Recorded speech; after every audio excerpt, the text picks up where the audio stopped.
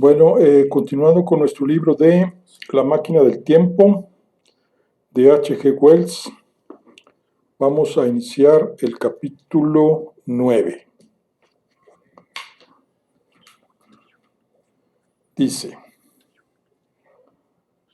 salimos del palacio mientras en el horizonte aún se veía una parte del sol.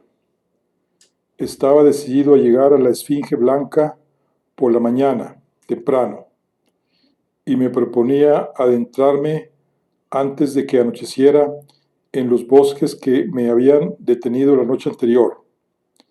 Mi plan era llegar lo más lejos posible aquella noche y luego encender un fuego y dormir protegido por su resplandor.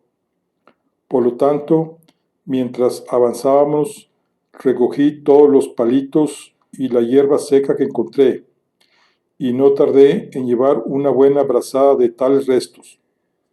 Con esta carga avanzábamos más despacio de lo que me había imaginado, y además Buena estaba cansada. Yo también empezaba a tener sueño. Se hizo totalmente de noche antes de que llegásemos al bosque. Buena se había detenido al pie de la colina cubierta de arbustos que limitaba con el bosque, pues temía la oscuridad ante nosotros. Pero una sensación peculiar de calamidad inminente, que en realidad debería haberme servido de advertencia, me hacía continuar. Llevaba sin dormir 1 o 2 noches y estaba febril e irritable. Sentía que el sueño me perseguía y los Morlocks con él. Mientras dudábamos, vi 3 figuras agazapadas, borrosas, entre los arbustos negros detrás de nosotros. Estábamos rodeados de matorrales y hierbas altas y no me sentía a salvo de su aproximación insidiosa. Según mis cálculos, el bosque tenía menos de 1,5 kilómetros de ancho. Si lográbamos atravesarlo hasta la ladera desnuda, me parecería que ahí encontraríamos un lugar para descansar, mucho más seguro. Pensé que con las cerillas y el alcanfor conseguiría iluminar todo el camino a través del bosque. Era evidente que si me dedicaba a encender cerillas, tendría que abandonar la leña. Así que, reticente, la dejé en el suelo. Y entonces se me ocurrió sorprender a nuestros amigos, que estaban a nuestra espalda, prendiéndoles fuego. Acabé descubriendo lo atroz y estúpido de este proceder, que me pareció una medida ingeniosa para cubrir nuestra retirada. No sé si alguna vez se han planteado lo inusual que debe de resultar una llama en un lugar sin hombres y de clima templado. El calor del sol no suele ser lo bastante intenso para prender fuego, ni siquiera concentrado por las gotas de rocío, como a veces ocurre en regiones más tropicales. Los rayos pueden marchitar y ennegrecer, pero rara vez dan lugar a un incendio extendido. En alguna ocasión, los restos vegetales en descomposición arderán al fermentar y calentarse, pero casi nunca generarán llamas. En esta decadencia de la tierra, el arte de hacer fuego también se había olvidado. Las lenguas rojas que lamían mi montón de leña resultaban totalmente nuevas y extrañas para Buena. Quería correr hacia el fuego y jugar con él. Creo que se habría metido dentro si yo no lo hubiera retenido, pero la atrapé y pese a sus protestas, la empujé delante de mí hacia el bosque. El resplandor de mi fuego iluminaba un trecho del camino. Al mirar en ese momento atrás, vi a través de los troncos apretujados que las llamas se habían extendido desde el montón de palitos hasta los arbustos de al lado, y que se dibujaba una línea curva de fuego por la hierba de la colina. Me reí al verlo, y me volví otra vez hacia los árboles oscuros que tenía delante. Estaba muy negro, y Buena se aferraba convulsivamente a mí, pero aún había, cuando mis ojos se acostumbraron a la oscuridad, luz suficiente para evitar los troncos. Por encima de mi cabeza solo había negrura, excepto donde un remoto trozo de cielo azul brillaba aquí y allá en lo alto. No encendí ninguna cerilla, porque no me quedaban manos libres. Llevaba a mi pequeña, colgando del brazo izquierdo, y tenía la barra de hierro en la mano derecha. Durante un rato no oí nada, salvo el crujido de las ramitas bajo mis pies, el susurro débil de la brisa, mi propia respiración y el latido de mis vasos sanguíneos en los oídos. Entonces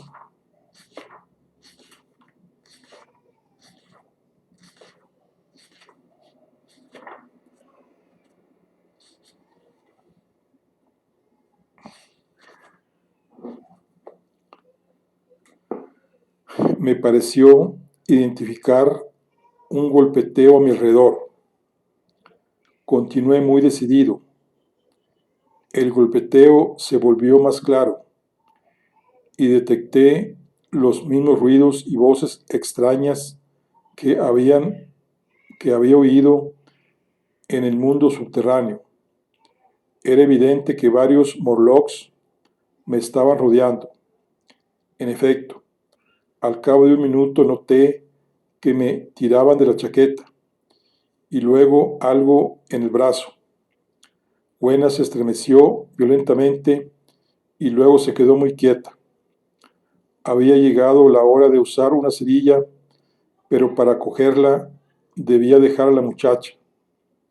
Eso hice, y mientras buscaba a tientas en el bolsillo, empezó una pelea en la oscuridad, a la altura de mis rodillas, completamente silenciosa por parte de ella y con los mismos arrullos peculiares por parte de los Morlocks. Unas manitas blandas trepaban despacio por mi chaqueta y mi espalda, e incluso me tocaron el cuello. Entonces rasgué y se encendió la cerilla. La sostuve en lo alto y vi que las espaldas blancas de los Morlock huían entre los árboles. Rápidamente saqué un trozo de alcanfor del bolsillo y me preparé para encenderlo en cuanto la cerilla empezara a menguar. Entonces miré a Buena. Yacía agarrada a mis pies, casi inmóvil, con la cara pegada al suelo. De repente me asusté y me incliné hacia ella. Me dio la impresión de que apenas respiraba. Encendí el bloque de alcanfor y lo arrojé al suelo, y cuando chisporreteó y brilló y repelió a los Morlocks y a las sombras, me arrodillé y la levanté. Detrás de nosotros el bosque parecía lleno de bullicio y el murmullo de una gran multitud. Buena parecía haberse desmayado. Me la subí con cuidado al hombro y me levanté para seguir avanzando. Y entonces me di cuenta de algo horrible.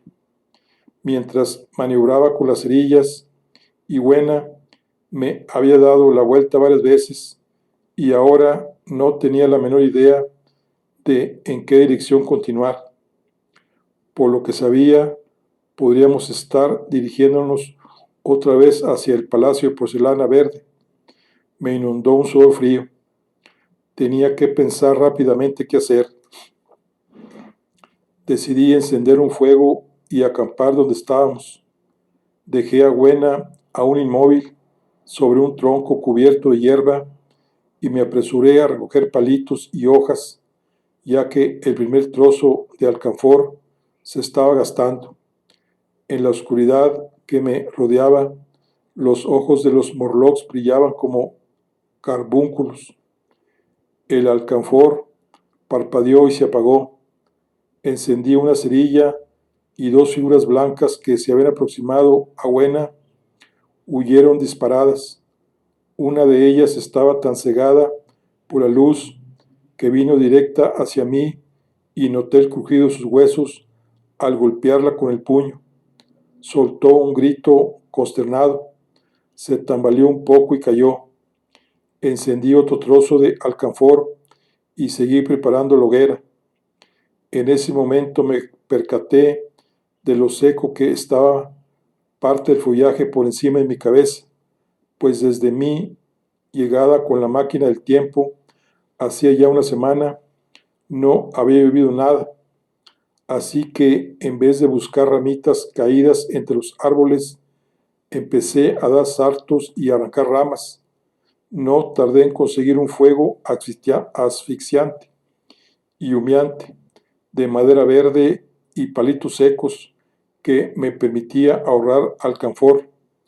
Entonces me volví hacia Wena, que estaba tendida junto a mi palanca de hierro. Hice lo que pude por revivirla, pero yacía como muerta. Ni siquiera estaba seguro de si respiraba o no. Ahora el humo del fuego se aproximaba hacia mí y creo que me envolvió en una pesadez repentina. Además, el vapor de alcanfor llenaba el aire. Como no necesitaría avivar el fuego en una hora y me sentía agotado tras el esfuerzo, me senté. El bosque estaba invadido por un murmullo amortiguado que no comprendía. Creo que eché una cabeceada y volví a abrir los ojos. Estaba todo oscuro y los Morlocks me manoseaban. Zafándome de sus dedos, me metí rápidamente la mano en el bolsillo en busca de la caja de cerillas y había desaparecido. Entonces me agarraron y volvieron a abalanzar sobre mí. En un instante supe lo que había sucedido. Me había quedado dormido y el fuego se había apagado. La amargura de la muerte me invadió el alma. Todo el bosque parecía oler a madera ardiendo. Me agarraron del pescuezo, del pelo, de los brazos y tiraron hacia abajo. La horrible sensación de tener a todas esas criaturas blandas amontonadas hacia mí en la oscuridad resulta indescriptible. Era como estar en la tela de una araña monstruosa. Me derribaron y caí. Noté que unos dientes me mordisqueaban el cuello. Me volví y al hacerlo mi mano se encontró con la palanca de hierro. Esto me dio fuerzas. Me esforcé por levantarme, zafándome de las ratas humanas y agarrando la barra por un extremo, les aticé donde me parecía que debían de estar sus caras. Sentí que la carne y el hueso cedían bajo mis golpes y quedé libre por un instante. El extraño júbilo que a menudo acompaña la lucha encarnizada se apoderó de mí. Sabía que tanto Wena como yo estábamos perdidos, pero decidí hacer pagar a los Morlocks por la carne que comían. Me apoyé de espaldas contra un árbol, balanceando la barra de hierro ante mí. En el bosque entero se oía su agitación y sus gritos. Transcurrió un minuto.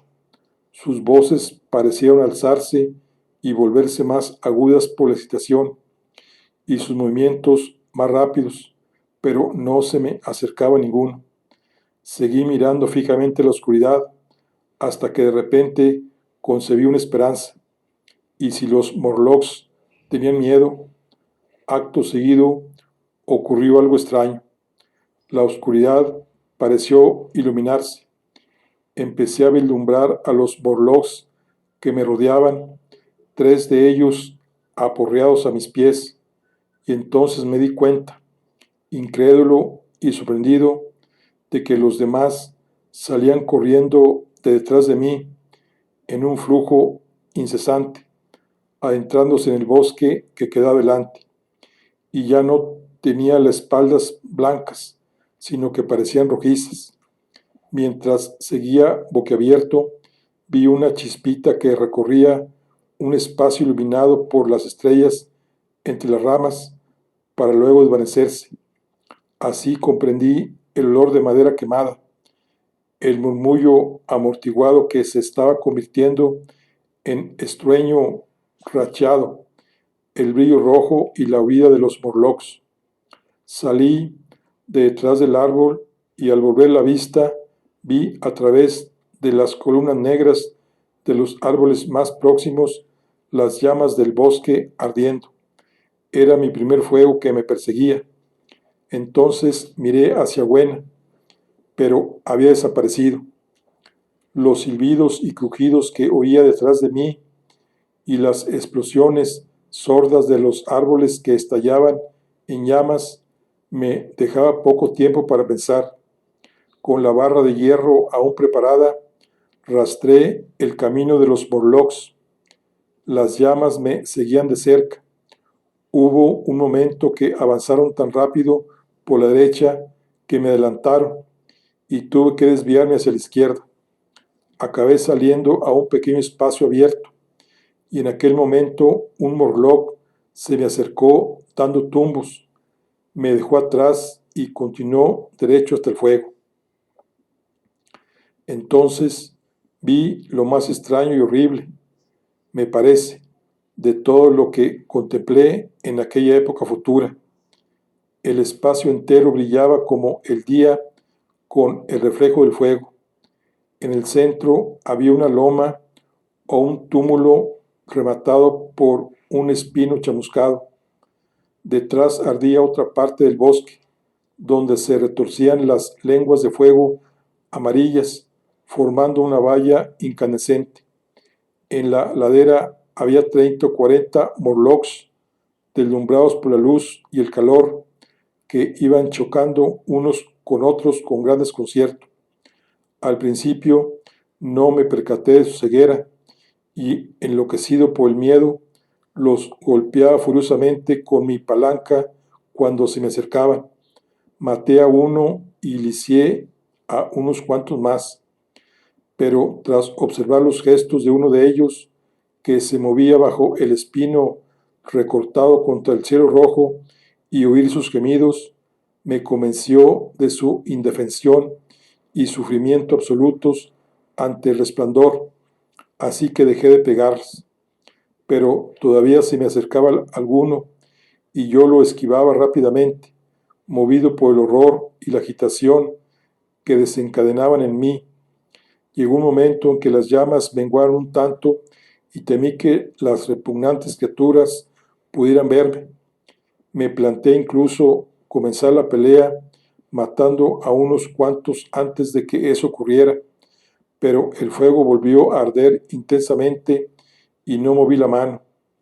Recorrí la colina entre ellos, evitándolos, buscando el rastro de Buena, pero Buena había desaparecido. Acabé sentándome en la cima de la loma, observando aquel conjunto increíble y extraño de seres ciegos que deambulaban de un lado a otro y se comunicaban con ruidos raros mientras el resplandor del fuego los dominaba. La espiral del humo surcaba el cielo y entre los jirones desperdigados de esa bóveda roja brillaban las estrellas, lejanas, como si pertenecieran a otro universo. 2 o 3 morlocks se me acercaron dando tumbos y los aparté a puñetazos, temblando. Pasé la mayor parte de aquella noche convencido de que era una pesadilla. Me mordía y gritaba movido por el intenso deseo de despertar. Golpeé el suelo con las manos, me levanté y volví a sentarme. Deambulé de un lado a otro y me senté otra vez. Acababa frotándome los ojos y pidiéndole a Dios que me dejara despertarme. En 3 ocasiones vi a los Morlocks agachar la cabeza, atormentados, y correr a meterse en las llamas. Pero al final por encima del rojo decreciente del fuego, de las masas arremolinadas de humo negro, de los tocones blanqueados y ennegrecidos, y de las cada vez menos numerosas criaturas pálidas, llegó la luz blanca del día. Volví a buscar rastros de Buena, sin hallar ninguno. Me quedó claro que habían dejado su pobre cuerpecito en el bosque. No puedo describir el alivio que sentí al pensar que había escapado al espantoso destino que parecía esperarle.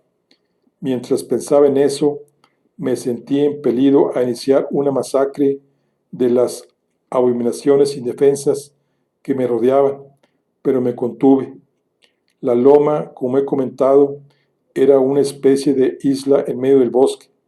Desde la cima veía a través de la nube de humo el palacio de porcelana verde, y desde ahí podía orientarme hacia la esfinge blanca.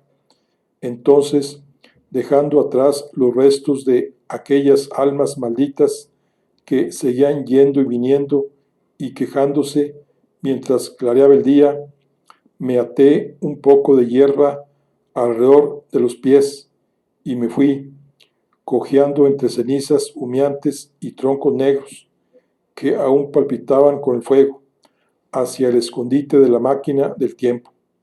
Caminaba despacio, pues estaba casi derrotado y además cojeaba, y me sentía tremendamente desgraciado por la horrible muerte de la pequeña Gwen. Me parecía una calamidad abrumadora. Ahora, en esta vieja y conocida habitación, parece la pena de un sueño más que una pérdida real, pero aquella mañana volví a sentirme absoluta y terriblemente solo. Empecé a pensar en mi casa, en mi chimenea, en algunos de ustedes, y con estos pensamientos me asaltó una añoranza dolorosa. Pero mientras pisoteaba las cenizas humeantes bajo la luz brillante de la mañana, hice un descubrimiento. En el bolsillo del pantalón aún había algunas cerillas sueltas. La caja debió de volcarse antes de perderse.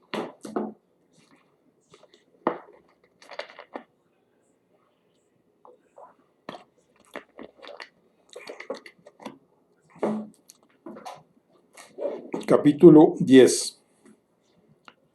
A eso de las 8 o 9 de la mañana, recalé en el mismo asiento de metal amarillo desde el que contemplé el mundo la noche de mi llegada. Pensé en las conclusiones precipitadas que extraje aquella noche y no pude evitar una risa amarga por habérmelas creído. Volvía a encontrarme con el mismo escenario hermoso, el mismo follaje abundante, los mismos palacios espléndidos y ruinas magníficas, el mismo río plateado que corría entre sus fértiles orillas. Las ropas alegres de las personas bonitas se movían de un lado a otro entre los árboles. Algunos se estaban bañando en el lugar exacto donde salvé a Buena, lo que me hizo sentir una punzada aguda y repentina de dolor. Y como borrones en el paisaje se alzaban las cúpulas que coronaban los caminos del mundo subterráneo. Ahora entendía qué era lo que ocultaba toda la belleza de la gente del mundo superior. Sus días eran muy agradables, tan agradables como los que pasa el ganado en el campo, y como el ganado no conocían enemigos y no se preparaban para nada, y su fin era el mismo. Me entristecía pensar cuán breve había sido el sueño del intelecto humano. Se había suicidado, se había concentrado en el confort y las facilidades, en formar una sociedad equilibrada con la estabilidad y la permanencia como consignas, y que había hecho realidad tales esperanzas. La vida y la prosperidad debían de haber alcanzado una seguridad casi absoluta. Los ricos estaban seguros de sus riquezas y comodidades, y los trabajadores de su vida y su trabajo. Sin duda, en aquel mundo perfecto no había problemas de empleo, no quedaba ninguna cuestión social sin respuesta, y le siguió una gran tranquilidad. Pasamos por alto la ley de la naturaleza, según la cual la versatilidad intelectual es la compensación por el cambio, el peligro y los problemas. Un animal en perfecta armonía con su entorno es un mecanismo perfecto. La naturaleza nunca apela a la inteligencia hasta que el hábito y el instinto devienen inútiles. No hay inteligencia donde no hay cambio ni necesidad del cambio. Solo participan de la inteligencia los animales que tienen que enfrentarse a una enorme variedad de penurias y peligros. Así que, tal como yo lo veo, el hombre del mundo superior se había decantado por la belleza débil y el mundo subterráneo por la simple industria mecánica. Pero a ese estado perfecto aún le faltaba un elemento para lograr la perfección mecánica, la permanencia absoluta.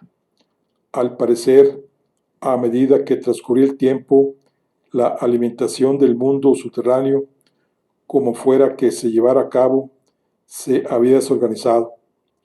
Volvió la madre necesidad a la que se había conjurado durante unos miles de años y empezó por abajo. El mundo subterráneo, en contacto con la maquinaria, que, por perfecta que sea, aún requiere un poco de pensamiento, no solo la costumbre. Probablemente se había visto obligado, pese a presentar las demás características humanas disminuidas, a conservar bastante más inactiva que el superior. Y cuando otros tipos de carne les fallaron, volvieron al viejo hábito hasta entonces prohibido. Así lo entendía en mi última reflexión sobre el mundo del año 802.701. Quizá sea la explicación más errónea que puede idear la inteligencia mortal, pero así es como lo interpreté y así se lo presento.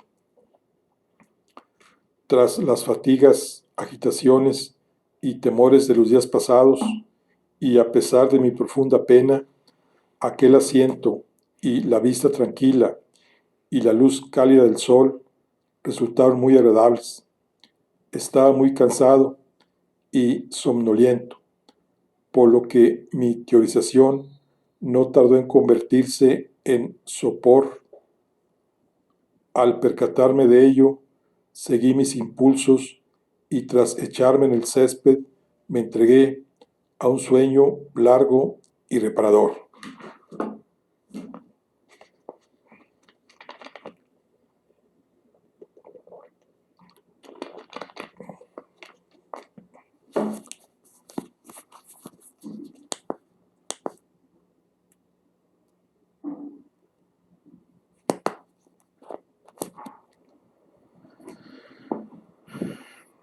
Me desperté poco antes de la puesta del sol, con la tranquilidad de que los Morlocks ya no me sorprenderían dormido.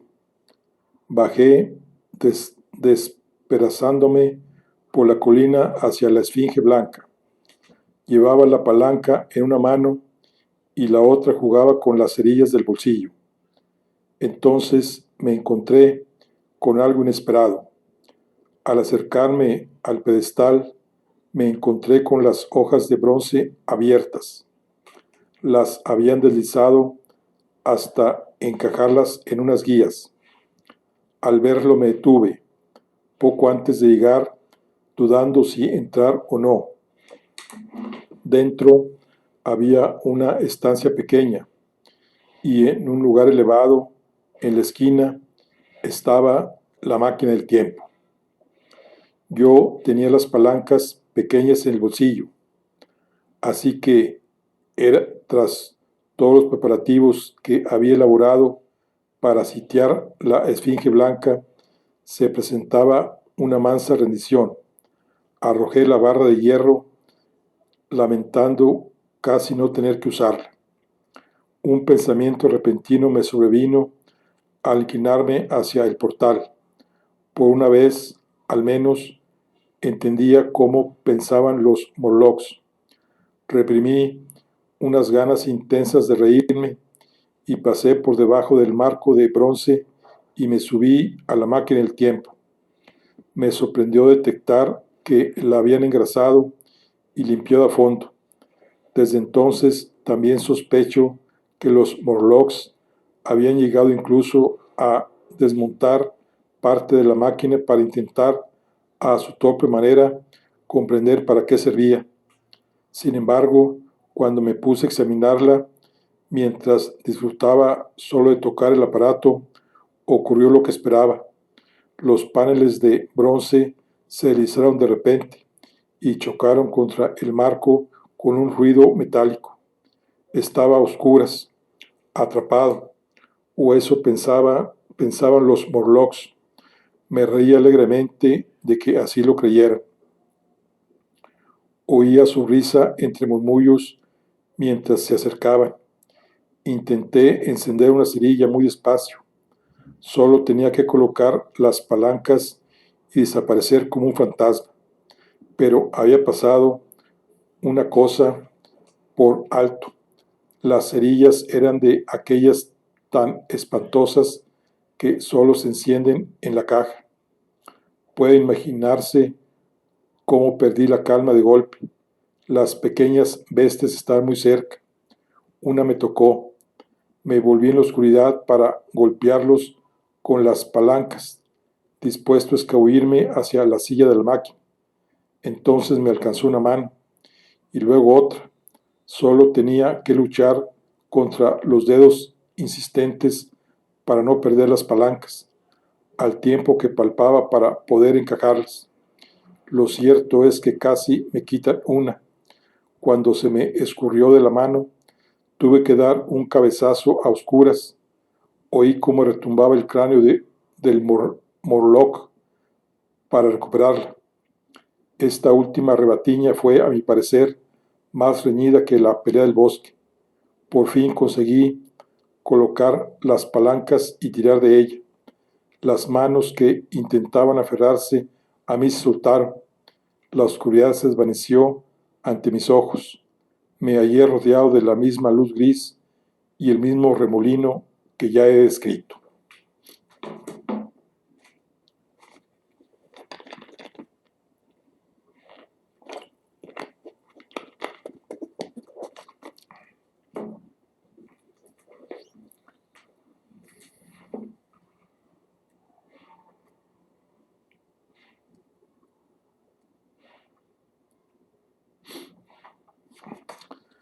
Capítulo 11. Ya les he hablado del malestar y la confusión que acompañan al viaje en el tiempo, y esta vez no iba bien sentado en la silla, sino ladeado y colocado de un modo inestable. Durante un tiempo indefinido me aferré a la máquina mientras se balanceaba y vibraba, sin fijarme en el trecho que recorría, y cuando volví a mirar los indicadores, quedé asombrado de dónde había llegado. Uno de los indicadores registra días, otro miles de días, otro millones de días y otro miles de millones. En vez de retroceder, con las palancas las había empujado para avanzar, y cuando volví a mirar estos indicadores, descubrí que la manecilla de los miles giraba tan rápido como la de los segundos en un reloj hacia el futuro. A medida que avanzaba, un cambio peculiar iba apoderándose del aspecto de las cosas. El gris palpitante se volvió más oscuro. Entonces, aunque todavía viajaba a una velocidad prodigiosa, la sucesión intermitente del día y de la noche, que solía indicar un ritmo más pausado, se reanudó y se hizo cada vez más marcada. Al principio me sorprendió mucho. Las alternativas del día y la noche se hicieron cada vez más lentas, igual que el recorrido del sol por el cielo, hasta que parecieron alargarse durante siglos. Al fin, un crepúsculo constante se cernió sobre la tierra, un crepúsculo solo interrumpido alguna que otra vez cuando un cometa resplandecía por el cielo oscuro. La franja de luz que antes señalaba el sol hacía tiempo que había desaparecido, pues el sol había dejado de ponerse, tan solo se alzaba y caía por el oeste, y se iba volviendo más ancho y rojo. Todo rastro de la luna había desaparecido. La corona de estrellas, cada vez más lenta, había dado lugar a puntos de luz progresivos. Al fin, poco antes de que yo parara, el sol rojo y muy grande se detuvo inmóvil en el horizonte, como una cúpula gigante que brillaba con un calor tenue y de vez en cuando desaparecía brevemente. Llegó un momento en que volvió a brillar con más intensidad, pero no tardó en regresar al calor rojo y sombrío. Con esta ralentización de la salida y la puesta del sol, comprendí que el arrastre planetario había finalizado.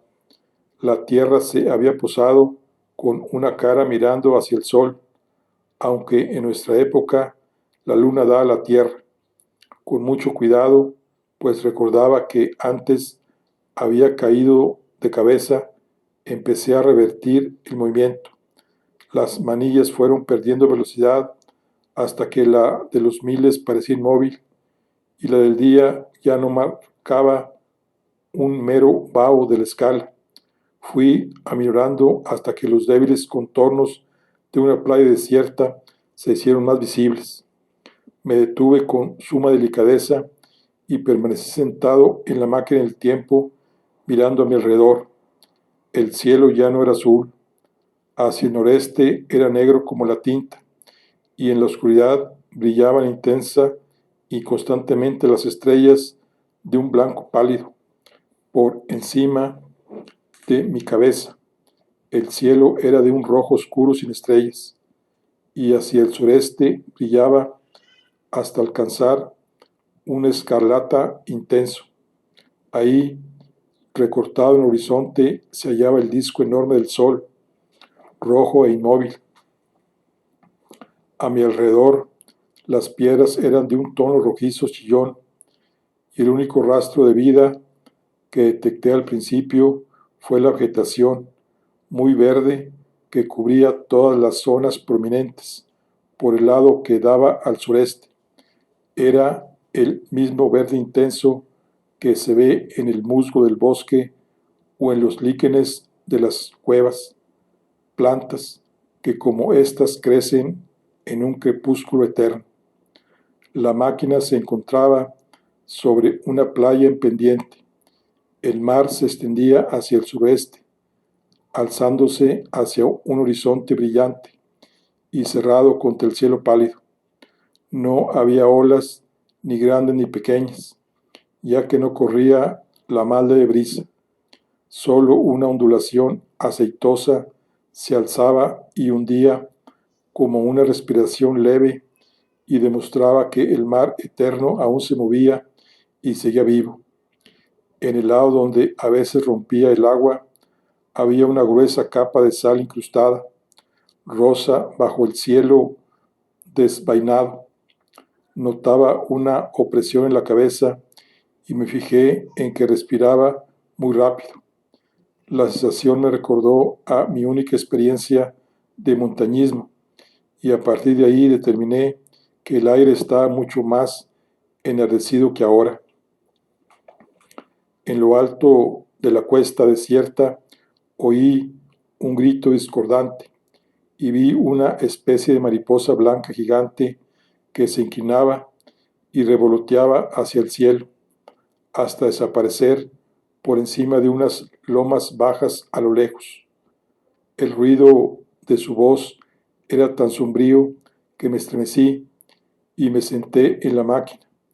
Volví a mirar lo que me rodeaba y vi que bastante cerca lo que pensaba que era una masa rojiza de roca se me acercaba lentamente.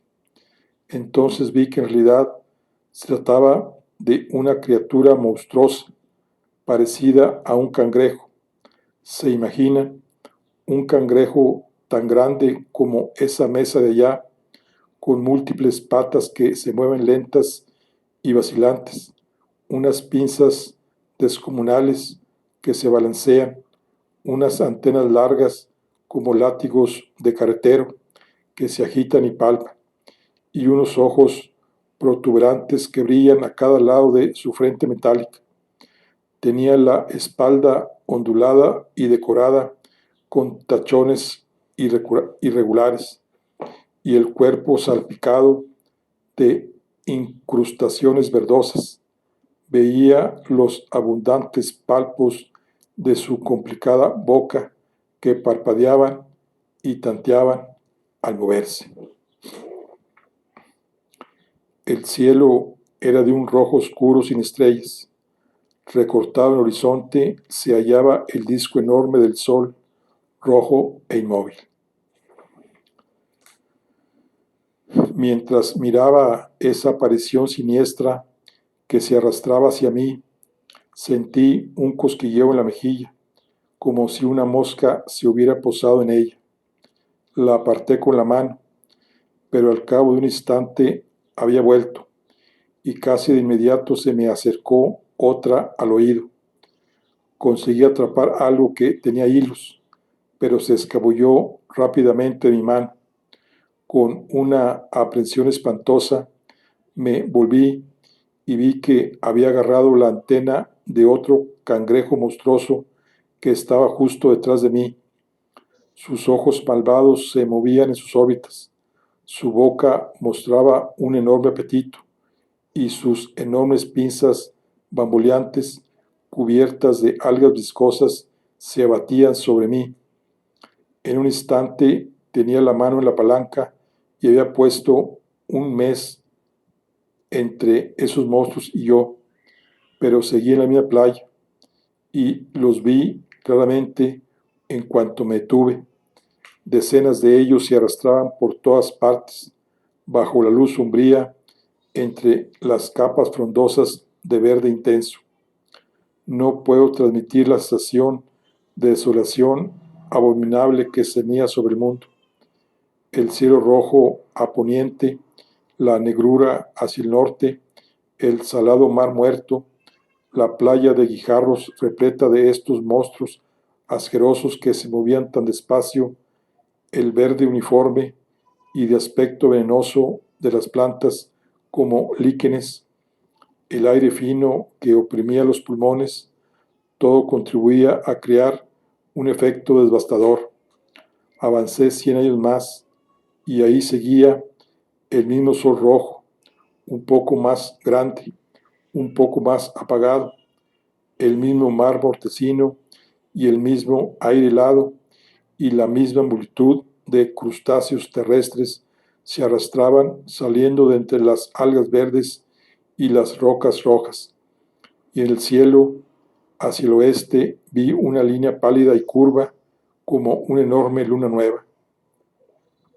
Viajé parando de vez en cuando en grandes etapas de más de 1000 años, atraído por el misterio del destino de la Tierra, observando con una fascinación extraña cómo el sol crecía y disminuía en el cielo hacia el oeste y la vida de la antigua Tierra se iba consumiendo. Al fin, dentro de más de 30 millones de años, la enorme cúpula al rojo vivo del sol había llegado a ocultar casi una décima parte de los cielos oscuros.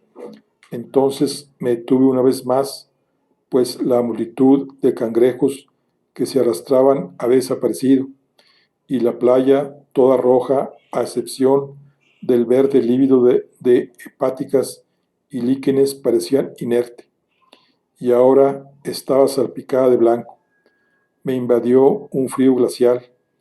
Unos pocos copos blancos descendían arremolinándose una y otra vez. Hacia el oeste la nieve brillaba bajo la luz de las estrellas del cielo azabache, y veía una cresta ondulada de montículos de un blanco rosado.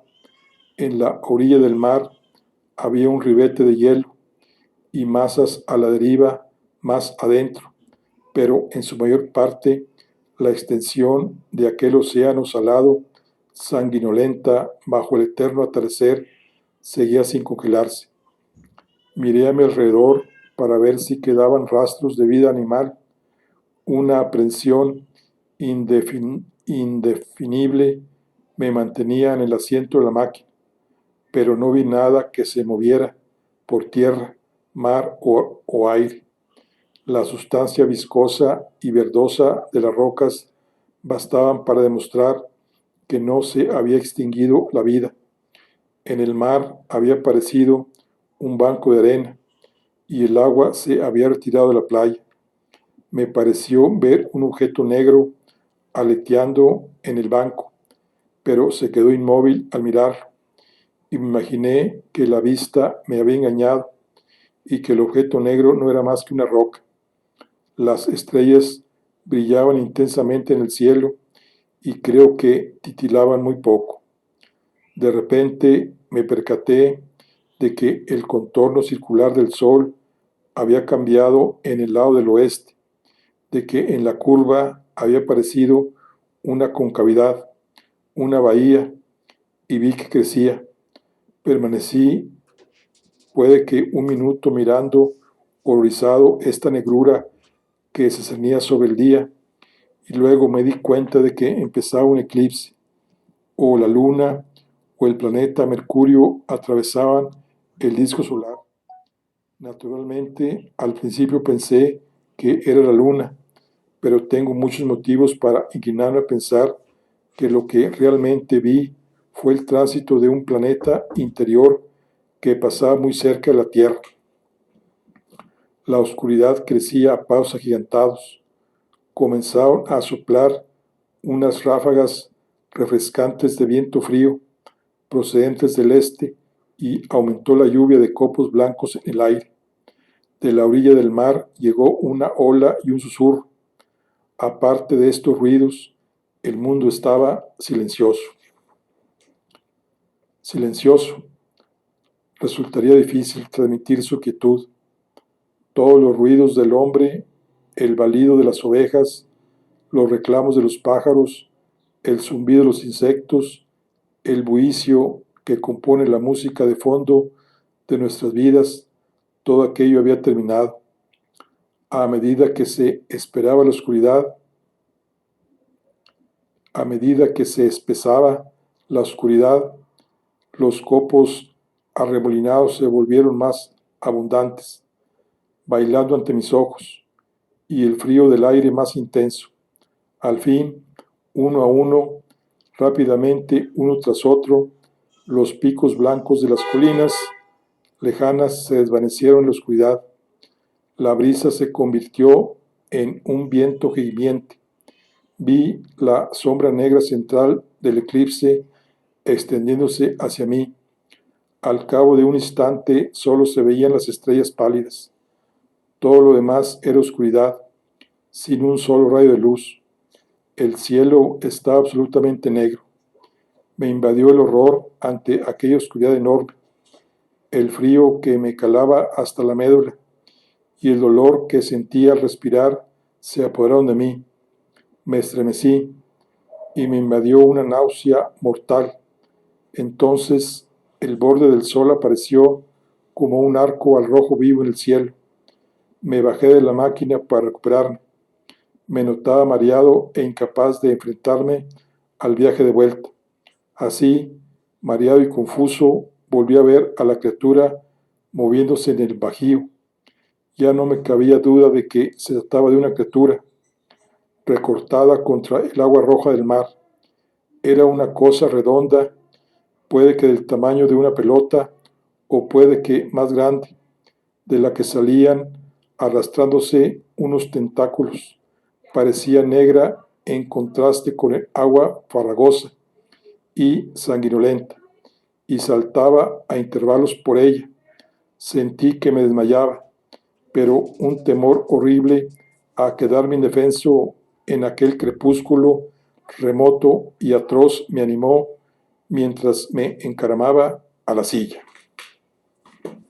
Bueno, aquí terminamos la charla del día de hoy. Nos vemos en la siguiente. Hasta luego.